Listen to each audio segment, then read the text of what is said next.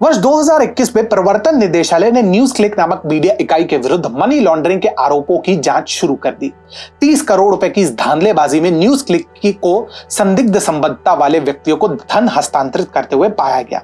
इन लाभार्थियों में गौतम नवलखा भी शामिल थे, जो भीमा कोरेगांव मामले के मुख्य आरोपी भी है। अब ऐसे इकाई पर कार्रवाई हो और अभिव्यक्ति की स्वतंत्रता के ध्वजवाहक विलाप न करे, ऐसा कभी हुआ है क्या? इस मामले को दबाने और जनता की राय को अपने पक्ष में करने का प्रयास करते हुए वामपंथियों ने एक सुर में तानाशाही का रोना रोया, परंतु वर्षों के अथक प्रयासों के बाद अंततः न्याय की विजय हुई है। जिस न्यूज क्लिक पर चीनी कम्युनिस्ट पार्टी का भारतीय मुखपत्र होने का आरोप लगाया जाता था, अब उसके दरवाजे सील हो चुके हैं। तो सभी को हमारा नमस्कार, और आज हमारी चर्चा इसी न्यूज क्लिक पर केंद्रित होगी, जो स्वच्छंद पत्रकारिता का शुभंकर होने का दावा करता था, परंतु अब मनी लॉन्ड्रिंग और आतंकवाद के गंभीर आरोपों के चलते उसके कार्यालय को सील किया गया है।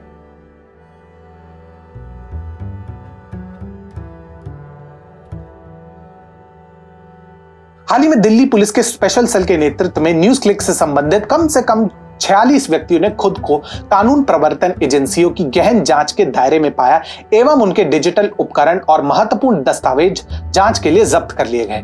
पत्रकार उर्मिलेश, अनिंद्य चक्रवर्ती, अभिसार शर्मा, परंजय गुहा ठाकुरता से गहन पूछताछ की गई। इतिहासकार सोहेल हाशमी एवं व्यंग्यकार संजय राजौरा के घर पर भी रेड पड़ी।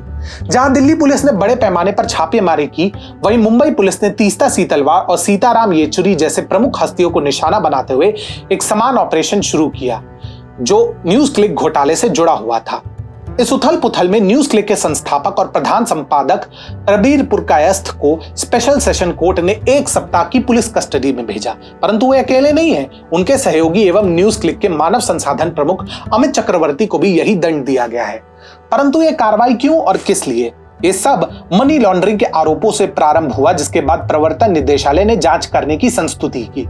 2021 में दिल्ली उच्च न्यायालय ने न्यूज क्लिक और प्रबीर पुरकायस्थ को संघीय एजेंसियों द्वारा जबरदस्ती कार्रवाई से अस्थायी रूप से बचाया था। परंतु यह विवाद अगस्त 2023 में पुनः उभर आया, जब न्यूयॉर्क टाइम्स ने न्यूज क्लिक को कथित तौर पर अमेरिकी अरबपति नेविल रॉय सिंघम से फंडिंग प्राप्त करने वाले एक वैश्विक नेटवर्क में संलिप्त पाया, जिसका कथित तौर पर चीनी सरकार की मीडिया मशीनरी से करीबी संबंध था। सिंघम की ओर से न्यूज क्लिक को भेजे गए ईमेल, जिसमें कोविड-19 महामारी के प्रति चीन की प्रतिक्रिया पर प्रकाश डालने वाले सकारात्मक लेखों का अनुरोध किया गया था, और न्यूज क्लिक वीडियो जिसका शीर्षक था चीन का इतिहास कामकाजी वर्गों को प्रेरित करना जारी रखता है, को साक्ष्य के रूप में उद्धृत किया गया था। इस खुलासे के बाद प्रवर्तन निदेशालय और दिल्ली पुलिस की आर्थिक अपराध शाखा दोनों ने अपना ध्यान मीडिया फर्म की ओर लगाया। 17 अगस्त को न्यूज क्लिक के विरुद्ध यूएपीए और भारतीय दंड संहिता की विभिन्न धाराओं के अंतर्गत मामला दर्ज किया गया था।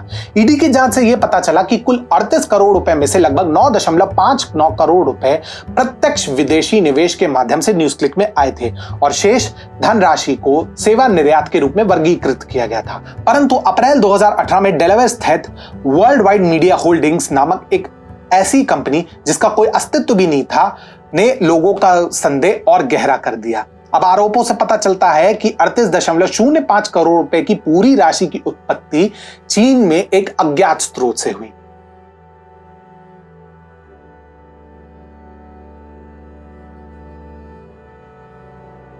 निसंदेह जांच एजेंसियों द्वारा न्यूज क्लिक पर हाल ही में की गई छापेमारी ने भारतीय मीडिया परिदृश्य को स्तब्ध कर दिया है, परंतु ऐसा लगता है कि यह तो भारत विरोधियों के विरुद्ध व्यापक कार्रवाई में प्रारंभ है, जिसमें न्यूज क्लिक पर छापा मारकर हमारे जांच एजेंसियों ने एक बड़ी मछली फांस ली है।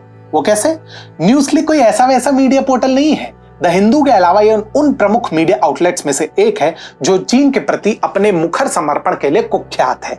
दिलचस्प बात तो यह है कि जैसे ही पोर्टल पर छापेमारी प्रारंभ हुई, न केवल विपक्षी कांग्रेस पार्टी अपितु पाकिस्तान के राजनेताओं की ओर से भी विरोध की आवाजें उठने लगी। अब यह कोई संयोग तो नहीं हो सकता, है ना?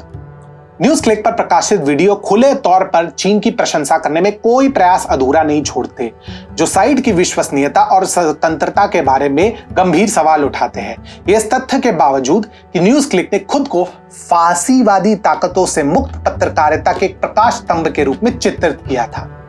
द न्यूयॉर्क टाइम्स के आगे की जांच से इन समूहों के बीच घनिष्ठ समन्वय पर प्रकाश पड़ा। उन्होंने लेखों को क्रॉस पोस्ट किया, सोशल मीडिया पर सामग्री साझा की और यहां तक कि स्टाफ सदस्यों और वर्क प्लेसेस को भी साझा किया। यह नेटवर्क गोपनीयता से संचालित होता था और अक्सर अपनी संबद्धता का खुलासा किए बिना साक्षात्कार भी आयोजित करता। स्मरण रहे, यह न्यूयॉर्क टाइम्स है जो कभी भी भारत समर्थक तो प्रत्यक्ष रूप से बिल्कुल नहीं रहा है। इसके अतिरिक्त समाचार पोर्टल पर छापे को लेकर वामपंथियों के आक्रोश से तो पाखंड की बू आती है।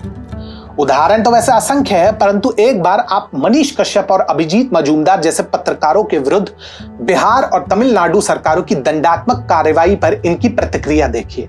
आगे और कुछ कहने की आवश्यकता नहीं। निसंदेह न्यूज क्लिक प्रेस की स्वतंत्रता के बारे में तो बिल्कुल नहीं है। ये झूठे आख्यानों को कायम करने के बारे में है जो भारत की संप्रभुता, क्षेत्रीय अखंडता, हितों और छवि को कमजोर करते हैं। और ये सब चीन के डीप स्टेट के इशारे पर होता है जो संदिग्ध और अवैध रूप से फंड भी करता है। अब प्रधानमंत्री मोदी या किसी और की आलोचना करना कोई अपराध नहीं है, परंतु ये भारत को कमजोर करने और उसे निरंतर अपमानित करने का कोई बहाना नहीं है, चाहे वो ऑनलाइन हो या ऑफलाइन। देश की अखंडता और हित सर्वोपरि रहने चाहिए।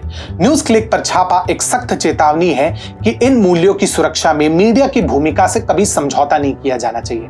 यदि पत्रकार लोकतंत्र का चौथा स्तंभ होने का दावा करते हैं तो उन्हें वास्तव में इस बात का अनुसरण भी करना चाहिए।